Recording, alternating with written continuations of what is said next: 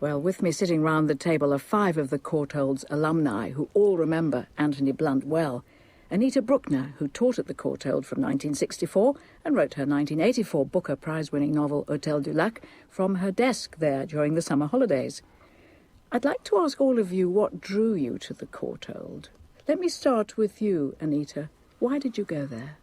Well, I went to school in Dulwich and went into the Dulwich Picture Gallery on a regular basis and was absolutely entranced and puzzled by what I saw, and I wanted to know more.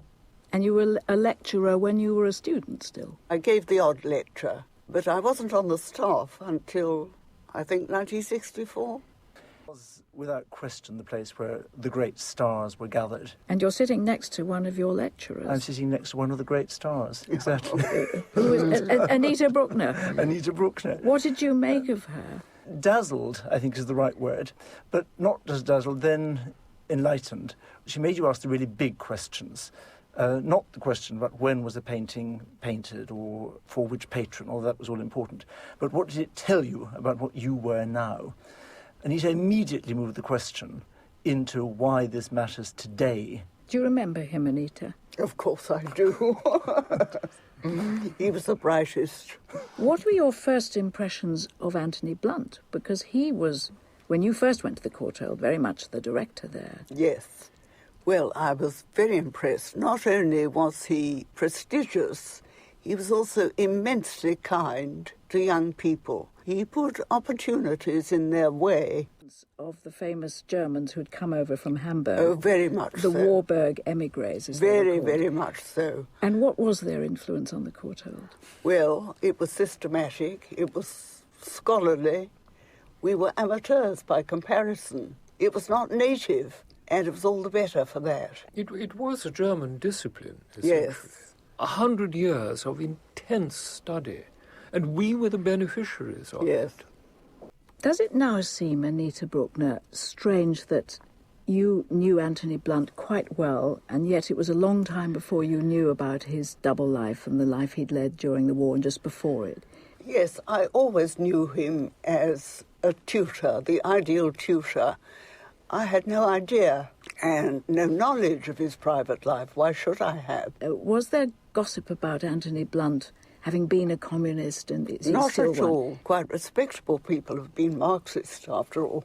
There was no stigma there. I'm told that there was gossip when the Burgess and Maclean flight occurred, but I heard nothing at the time. Was it possible, therefore, do you think, to live in a bit of a bubble in the Cortauld? Oh, I think we did live in a bubble. It was a bit. I have always said it was monastic. You went in as a novice and you came out as a priest.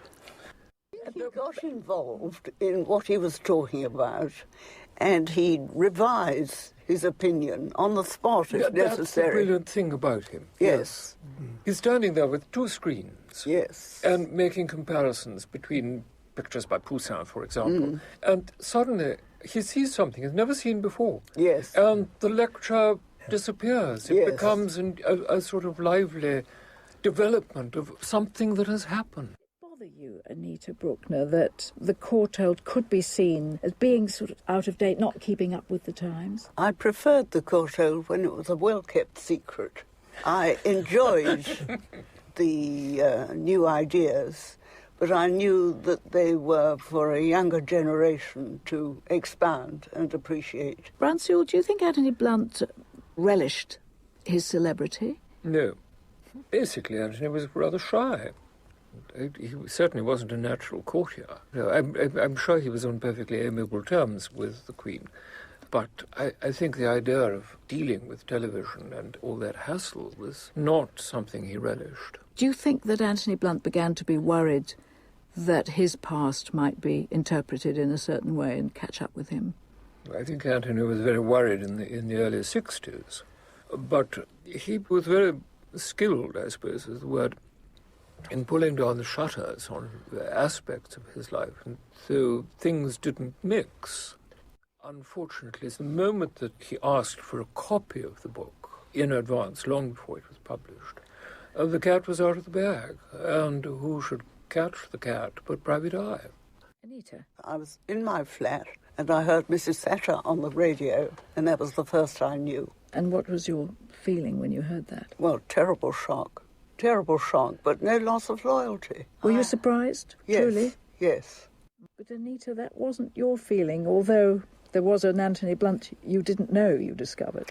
I was puzzled more by the fact that what he was supposed to have done was not in the public realm. Nothing was explicit. It was all condemnation and speculation after that. But your friendship continued with Anthony Blunt. I like to think so. If he wanted a book from the library, I'd take it round to him and sit down and talk. And he had contemplated suicide. Well, contemplating suicide is something that we all do at some stage in our lives. So that's not all that remarkable. I don't think we should place too much weight on that. There was no ban on subjectivity as there is now. Yeah. You were allowed a certain degree of emotion in your reaction to phenomena. What saddens me is that I don't think that the present generation of students, of whom there are far too many at the Institute, reading silly subjects like Tate, or getting to grips with Rembrandt. I have to tell you, in my young day, we did not get to grips with Rembrandt. We took Rembrandt really seriously. And Anita, what did the Cortauld give you? A whole life, really. Everything that came after was very dull. Even the success as a writer? Oh, that was far less interesting. Really? Yes, yes, It was your life? yes.